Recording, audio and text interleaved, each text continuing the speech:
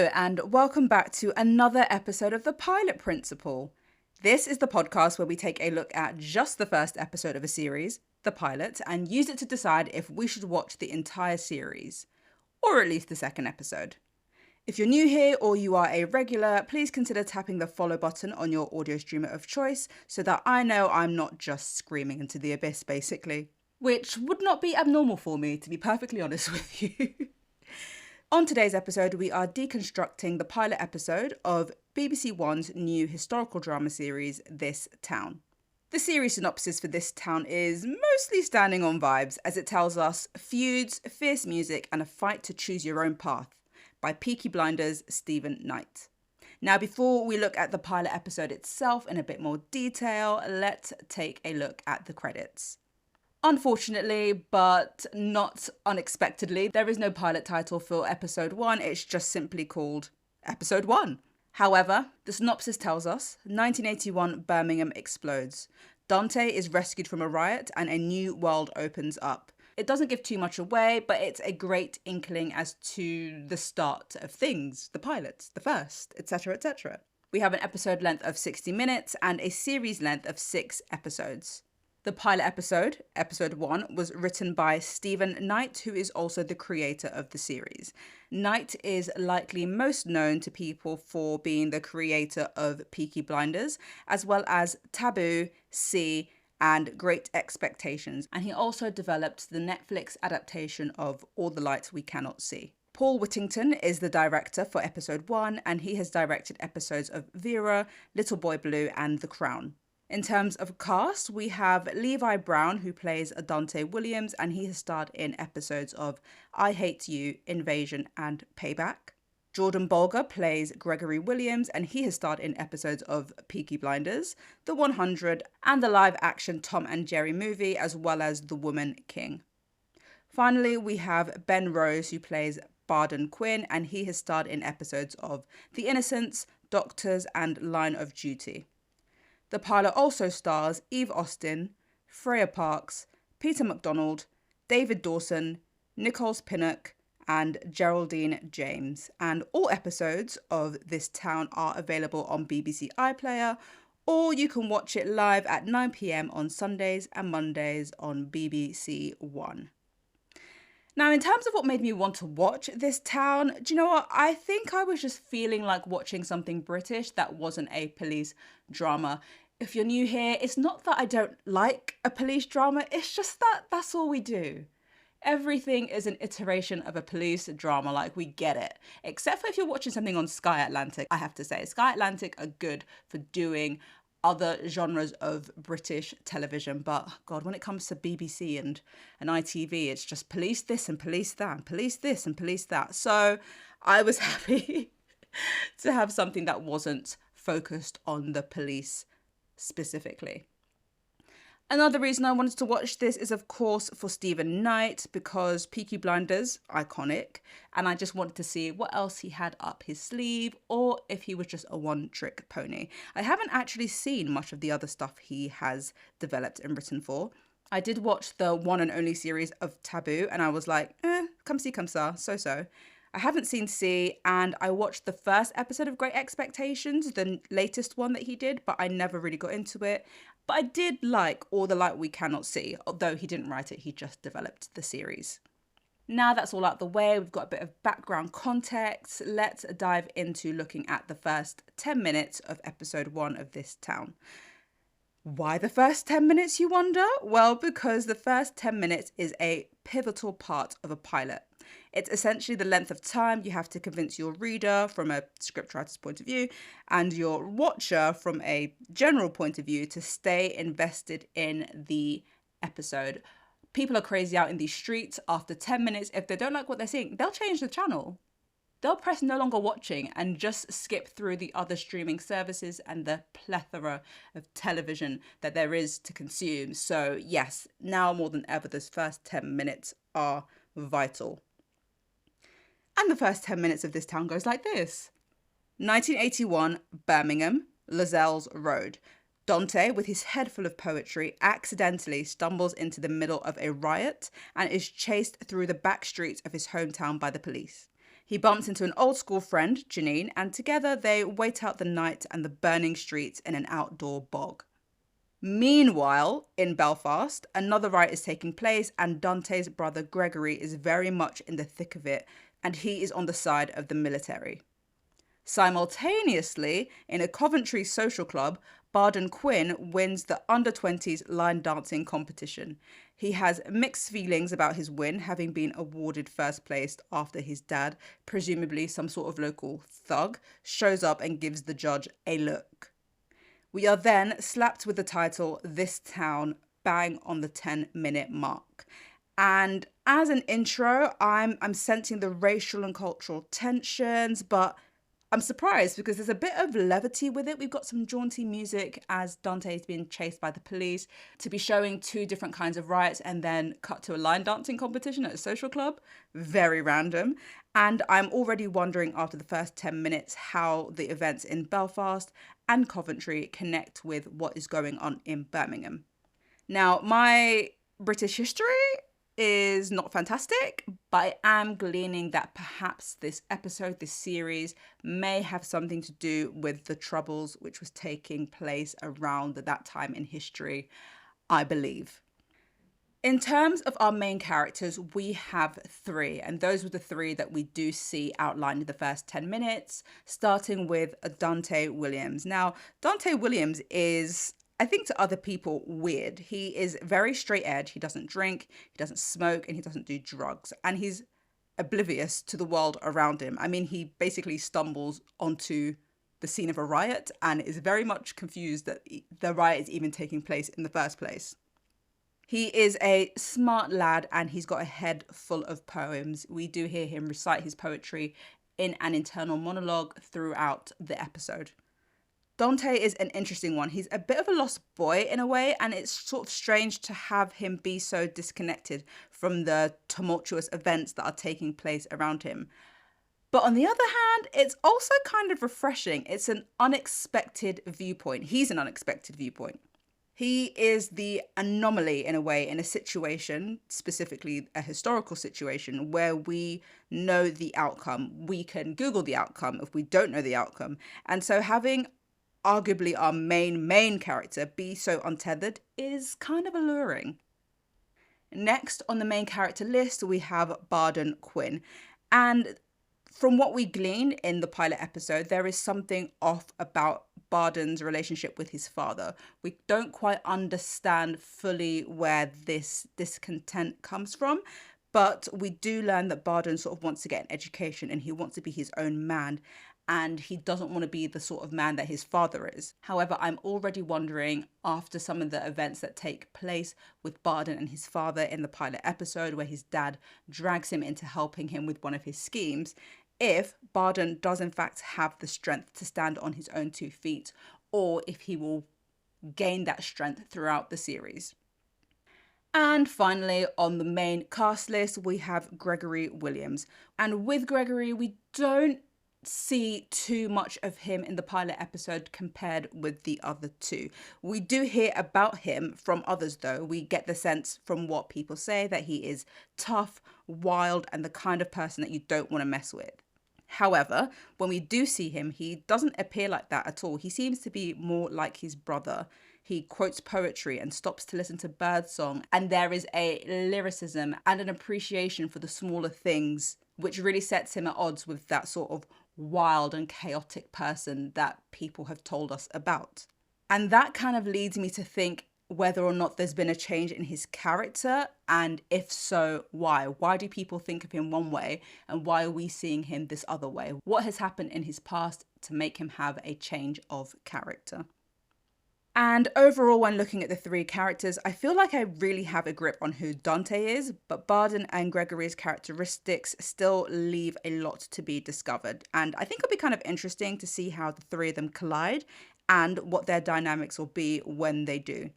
And of course, seeing how the 3 of them will fit into the wider cultural themes of the series.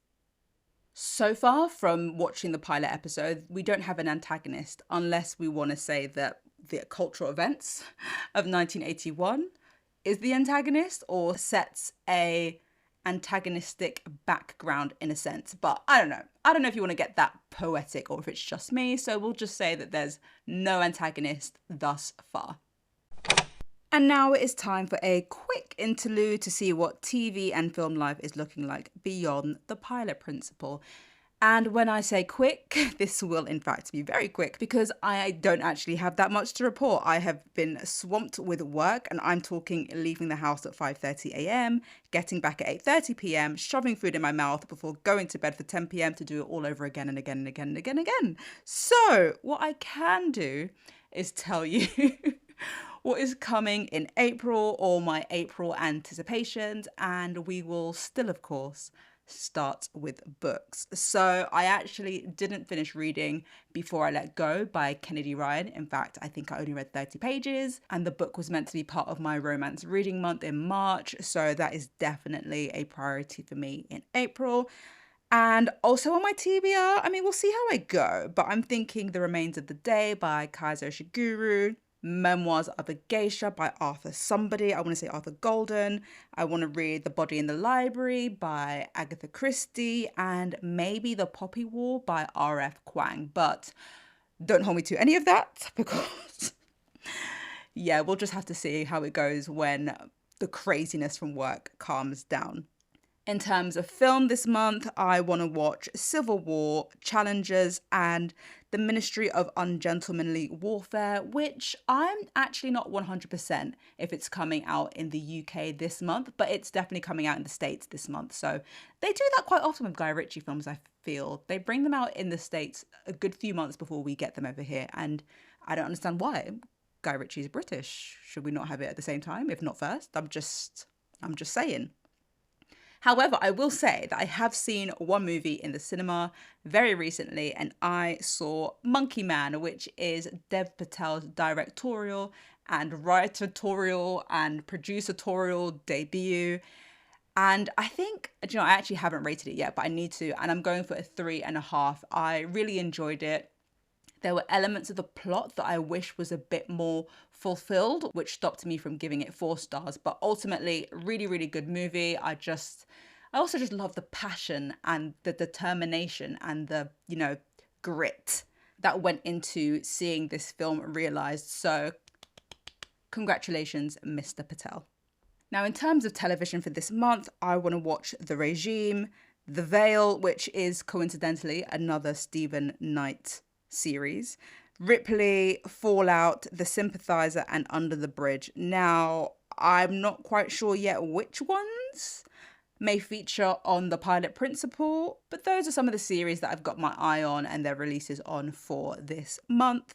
And if you have made it this far, consider following the pilot principle on your audio streamer of choice, so I know who is out there listening. And once you've done that, then come and find me over on Instagram and Twitter/X at Pilot Principle, where we can chat about the latest in film and TV and books. Now, in terms of what I liked about the pilot episode of This Town, I think it's firstly important to caveat with the fact that I'm not normally a fan of poetry, like at all. I don't know why, I've just never been into it. But you know what? I really enjoyed the poetry aspect as an adage to the series, and one of my favourite moments from the pilot episode was literally in the first 10 minutes, and it was a line of poetry, and Dante in his head says, "This is the dawn of the age of love." And there was just this sort of youthfulness and the idealism, and then the juxtaposition between love as a theme and the fact that he's saying this as a riot is literally going on around him. And I think especially because Dante, as he composes this line in his head, isn't even writing about the tenuous times. He is writing about heartbreak. He's writing about a girl. There's something about the interconnectedness of the two, of love and war, that I just think was very beautiful. It was very beautifully done. I might have to pick up a book of poetry now. Now, on the flippity flip side, in terms of what I didn't so much like about the pilot episode, I'm not going to lie to you, it did feel a little bit long.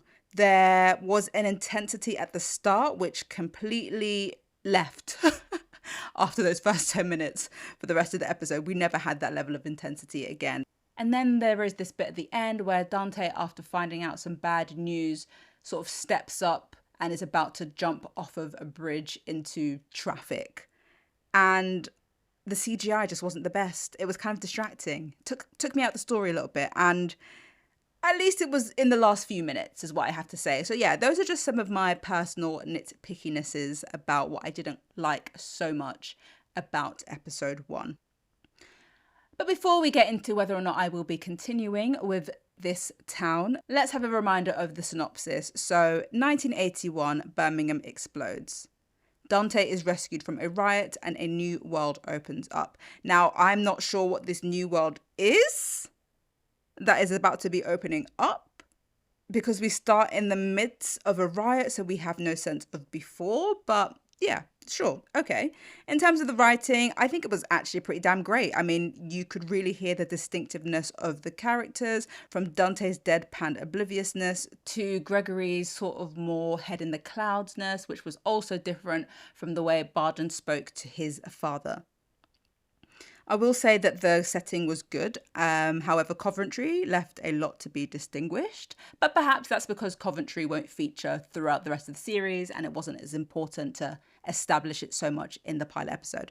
I don't know. That's just my assumption. Now, in terms of the pace, I would say it's not the best. I mean, it definitely does flatline after the first 10 minutes with a minor sort of blip here and there in engaging elements. Now, in terms of the end of episode hook, Barden's grandmother's heart has failed, leaving him at the mercy of his father and his father's expectations. Gregory is given compassionate leave and will be heading home, and Dante both gets a second chance at love and revels in a new heartbreak. We also learn how these three characters, Barden, Gregory, and Dante, are connected.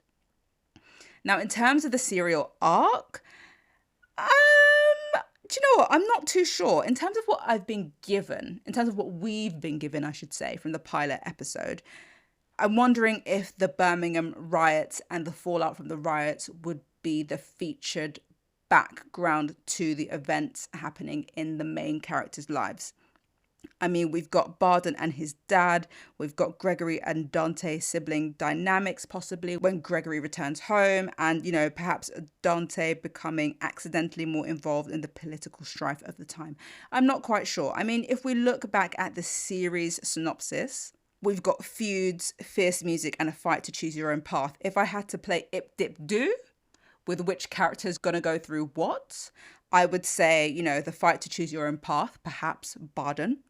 Feuds, perhaps family, sibling feuds, dunno, and fierce music. Now, at the end of the pilot episode, there is a moment where Dante's old friend Janine suggests to him that he's got the words, she's got the music, perhaps they form a band. So, you know, that's at least hinted. So yes, perhaps some sort of formation of a band will come throughout the rest of the series. So those are some of my wild and educated speculations. And now there is only one question left to ask. Will I be continuing with this town? Pause for dramatic effect. Do you know what?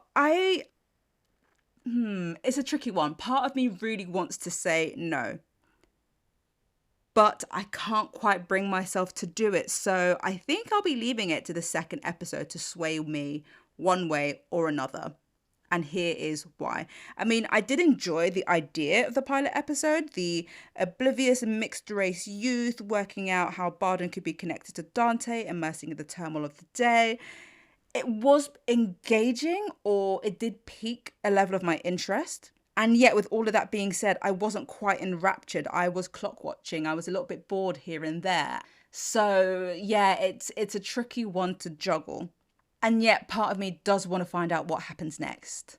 But that is, of course, just me sitting on the fence, minding my own business. But you may love this town if you are a British history buff, you're a Stephen Knight superfan, or you don't mind a bit of a slow burn. Now, in terms of a pilot score, I will be giving the first episode 1 of this town, 3 out of 5. There was a great opening 10 minutes. We've got a unique central protagonist in the unpindownable Dante Williams, And we are questioning the interconnectedness of the main characters, as well as what troubles may rise post-riots as people still seem to have a message to be heard. However, I think some historical grounding is missing, and I'm surprised because I feel like they missed a trick with having Dante as such an oblivious character. He could have played a surrogate for the audience's ears as we are sort of fed an understanding of why 1981 Birmingham is filled with such strife. And as well, to reiterate, I do think that the pilot episode did lose some momentum in the middle, and there were points where it did feel quite dull. Now that we've hashed out the fundamental principles, will you be giving the pilot episode a watch? Or have you already binged every episode of This Town over on BBC iPlayer? Don't forget to follow the pilot principle on your audio streamer of choice to help me know who is out there listening and what it is you like to hear. Follow and chat to me over on Threads, Instagram and Twitter /X @pilotprinciple, and I will catch you on the next episode.